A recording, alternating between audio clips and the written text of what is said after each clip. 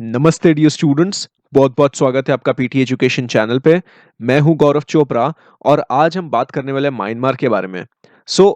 Myanmar में जो military की तरफ से तख्तापलट हुई है, जिसे मिलिट्री टेकओवर भी कहा जाता है, आज हम उस विषय पे चर्चा करने वाले हैं।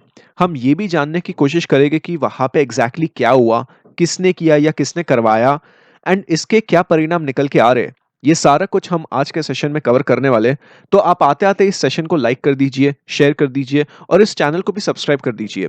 ऑल्सो आगे बढ़ने से पहले मैं आपको याद दिला दूं कि you are welcome to enrol in all of our subscription courses on the PD website. Excellent current affairs and editorials coverage आपको वहां पे मिल जाएगा। ऑल्सो जीके कंपाइलेशन 2020 का भी तैयार हो चुका है। इसका नया वर्जन वेबसाइट पे अभी अभी हाल ही में अपलोड किया गया है। You can go to the book store and download it right away. तो चलिए सेशन की तरफ आगे बढ़ते हैं। Myanmar actually hit the headlines around 1st of Feb when its military seized control. तो जो कंट्री की लीडर है, जो इलेक्शन जीत के आई थी, ओंग सन सू की, एंड उनके जो पार्टी के मेंबर्स है, दे वर एक्चुअली डिटेन्ड। तो ये जो सिचुएशन निकल के आ रही है, इसे समझने से पहले हम ये समझ लेते हैं कि ज्योग्राफिकली म्यांमार कहाँ पे बेस्ड है। Where exactly is Myanmar? Myanmar is a south east Asian country which is neighbour to Thailand, Laos, Bangladesh, China and India. इन सभी मुल्कों से म्यांमार अपनी बॉर्डर्स शेयर करता है। एंड म्यांमार की जो पॉपुलेशन है वो करीब 54 मिलियन है, which means approximately 5.4 crores, and most of whom are actually Burmese speakers. Although other languages भी वहां पे बोली जाती है, लेकिन जो डोमिनेंट लैंग्वेज है वहां की वो बर्मीस है। And the biggest city in Myanmar is Yangon, जिसे रंगून भी कहा जाता है। बट म्यांमार की जो कैपिटल है वो नेपीतौ है। If we talk about the religion which Myanmar follows, it basically follows Buddhism. And there are many other ethnic groups in the country, including Rohingya Muslims. अब हम रोहिंग्या मुस्लिम्स के बारे में भी बात करने वाले हैं आगे। ठीक है, अब अगर हम इसके इतिहास की बात करें तो Myanmar actually gained independence from Britain in 1948. It was ruled by the armed forces from 1962 until 2011. तो इतने टाइम तक वहां के आर्म्ड फोर्सेस ने ये कंट्री को रूल किया था। ठीक है, एंड देन उसके बाद जो नई गवर्नमेंट बनी तो डेमोक्रेसी उभरने की वहां पे उम्मीद जग रही थी। जैसे कि आप यहाँ पे ये मैप में देख सकते हो, ये म्यांमार का नक्शा है। ठीक है, ये थाईलैंड यहाँ पे पड़ता है, बांग्लादेश यहाँ पे पड़ता है, यहाँ पे हमारा इंडिया पड़ता है। So the biggest city here is Yangon which is also known as Rangoon, and ये म्यांमार का कैपिटल है, नेपीतौ। अब म्यांमार को बर्मा भी बोलते हैं। ठीक है, the country was also called Burma for generations after its dominant ethnic group. But फिर जो मिलिट्री आई थी अंग्रेजों के बाद, they actually change its name in English to Myanmar. पहले से बर्मा ही बोलते थे। ठीक है, ये 1989 में हुआ। So essentially the two words mean the same, but Myanmar is more formal version. तो क्योंकि ये मिलिट्री की तरफ से ये म्यांमार टर्म लाया गया था, तो इसीलिए कुछ countries they actually refuse to use the new name as a way of denying the military regime's legitimacy. But जैसे जैसे कंट्री आगे बढ़ता गया डेमोक्रेसी की तरफ से, तो Myanmar actually became a common word. ठीक है, म्यांमार कॉमनली यूज होने लगा बर्मा की जगह। तो अगर हम मेन मुद्दे पर आए, मोटा मोटी वहां पे म्यांमार में मिलिट्री ने सत्ता अपने हाथों में ले ली है। They are back in charge and has declared a year long state of emergency. तो अगले एक साल के लिए वहां पे मिलिट्री ने इमरजेंसी डिक्लेयर कर दी है।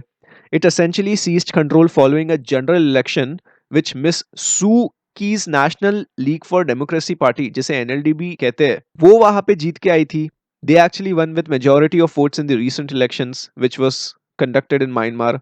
अब जो ऑपोजिशन पार्टी है उनको मिलिट्री की बैकिंग मिली थी, एंड ऑपोजिशन के मुताबिक ये इलेक्शन काउंटिंग फ्रॉड तरीके से की गई थी, गलत तरीके से इलेक्शन कंडक्ट किया गया था। एंड इस पे इलेक्शन कमीशन ने तो साफ साफ इसे झूठा बताया है। They said that there was no evidence to support these claims, and in fact Suu Kyi के अगेंस्ट काफी चार्जेस फाइल कर दिए गए हैं कि वो इलीगल कम्युनिकेशन डिवाइसेस यूज कर रही थी, and also she has breached import export laws which is against the law. तो काफी कंट्रोवर्शियल रहा है ये एनएलडी पार्टी एंड इनके ऑफिशियल्स भी, जिन्हें डिटेन कर रखा है। खुद एनएलडी पार्टी की लीडर जो इलेक्शन जीत के आई है, सू की के वेयर अबाउट्स भी बहुत वेग है, इनफैक्ट मिसिंग ही है। It is being believed that she is being held at her residence in the capital of Myanmar which is Naypyidaw. Myanmar के प्रेसिडेंट विन मिंट पे भी काफी एलिगेशंस लगाए गए। He is accused under the national disaster management law. Also he is accused of meeting supporters in a 220 vehicle motorcade during the election campaign in breach of Covid restrictions. तो चलो, ये military takeover तो हो गया, ये wrong allegations इन्होंने लगा दिए, बट इसका इंचार्ज कौन है? तो ये आदमी यहाँ पे निकल के आ रहे हैं, मिन ओंग लेंग, जो कि म्यांमार ट्रूप्स के कमांडर इन चीफ है। उनके हाथों में अब पावर आ गई है। 64 वर्ष के ये व्यक्ति अभी म्यांमार की सत्ता पर अपना हक जमा लिए है। सो इन्हें एनएलडी की जीत कबूल नहीं हुई है एंड इसीलिए इन्होंने वायलेंस टेक ओवर करने का रास्ता अपनाया है। वैसे ही was actually suppose to step down as a commander in chief after reaching the retirement age of 65 in July of this year. लेकिन उन्होंने डिसाइड किया कि अभी तो उन्हें खुद ही पावर लेनी है और 1 साल उन्हें पूरा म्यांमार पे भी रूल करने का मौका मिल जाएगा। तो मैडम ओंग सान सू की जगह अब ये मिन ओंग लेंग आए है। हम थोड़ा सा इन मैडम का बैकग्राउंड समझ लेते हैं कि ये ओंग सॉन्ग सू की कौन है। ठीक है।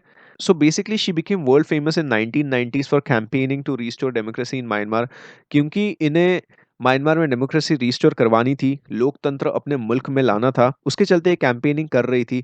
तो इसके वजह से उन्हें 15 साल डिटेंशन में रहना पड़ा 1989 से 2010 तक, क्योंकि इन्होंने उस टाइम डेमोक्रेटिक रिफॉर्म्स और फ्री इलेक्शंस के लिए रैलीज ऑर्गेनाइज की थी। Eventually she got Nobel Prize award in 1991 while she was under house arrest, यानी खुद के ही घर में कैद जब थी उन्हें तभी नोबेल प्राइज मिला था। 2015 में ये फाइनली म्यांमार में एनएलडी पार्टी की तरफ से इलेक्शंस जीत के आई थी। ये इलेक्शंस म्यांमार का फर्स्ट ओपन कंटेस्टेड इलेक्शंस माना जाता है जो कभी 25 साल में हुआ ही नहीं था। तो इंटरेस्टिंग चीज यहाँ पे ये निकल के आती है कि ओंग सॉन सू की 2015 के इलेक्शंस को जीतने में एक्चुअली सफल रही थी। अब अगर हम म्यांमार की बात करें तो यहाँ पे ऑफ कोर्स रोहिंग्यास की बात तो निकल के आती है, Rohingya Muslims. So what about the crackdown on Rohingya, right? तो रोहिंग्या मुस्लिम्स को कैसे ट्रीट किया था म्यांमार में, ये सब आप शायद जानते ही होंगे। लेकिन for those who don't know about this what happened in Myanmar in 2017 with Rohingya Muslims, I will try to just brief you a little bit. तो म्यांमार में काफी एथनिक माइनॉरिटी ग्रुप्स है, उनमें से रोहिंग्या मुस्लिम्स नामक का एक ethnic minority group निकल के आता है जो कि म्यांमार के मुस्लिम पॉपुलेशन का लार्जेस्ट परसेंटेज शेयर रिप्रेजेंट करता है। अब इनकी अलग लैंग्वेज है, इनका अलग कल्चर है एंड इनके एंसेस्टर्स अरब ट्रेडर्स है, यानी ये लोग अरब ट्रेडर्स के डिसेंडेंट्स है। अब प्रॉब्लम ये है कि म्यांमार इन्हें इलीगल माइग्रेंट्स मानता है, वो उन्हें अपने मुल्क में नागरिक मानता ही नहीं है, सिटीजन मानता ही नहीं है। इनफैक्ट वो लिटरली इन लोगों को लोग मानता ही नहीं है। एज इन 2014 के सेंसस में इनका डेटा इन्होंने लिया ही नहीं था। तो उन्हें एक्चुअली वो एग्जिस्टिंग ह्यूमंस का भी स्टेटस नहीं दिया जा रहा है म्यांमार में। एंड रोहिंग्या और वहां के जो कॉमन लोग हैं, कॉमन पीपल, इन दोनों के साइड से टेंशन्स बढ़ रहे थे। वायलेंस, रेप्स एंड किलिंग, सारा कुछ इस दौरान दोनों तरफ से हो रहा था। अब बस चिंगारी लगाने की देरी थी और 2017 के अगस्त में वही हुआ। कुछ रोहिंग्या आश्रम मिलिटेंट्स ने 30 पुलिस पोस्ट पर हमला कर दिया और यही से फिर रोहिंग्या क्राइसिस शुरू हो गई। फिर काफी लोग मारे गए एंड ये इतिहास में बहुत डेडली क्राइसिस माना जाता है। Just to make you understand the gravity of this crisis, I have put in one of the satellite images which actually show the destroyed Rohingya villages। तो ये आप देख रहे हो, ये लिटरली जला दिए गए थे। ये वाला पार्ट, ये साइड रोहिंग्या विलेज है जो कि ऐसे वायलेट वायलेट थोड़ा सा दिख रहा है एंड ये रखाइन विलेज, ये पूरा इंटैक्ट है, एकदम सही है, सलामत है। अब ये क्राइसिस की वजह से काफी रोहिंग्यास बांग्लादेश भाग गए। इनफैक्ट करीब 7 लाख से ज्यादा रोहिंग्यास बांग्लादेश भाग गए थे उस टाइम।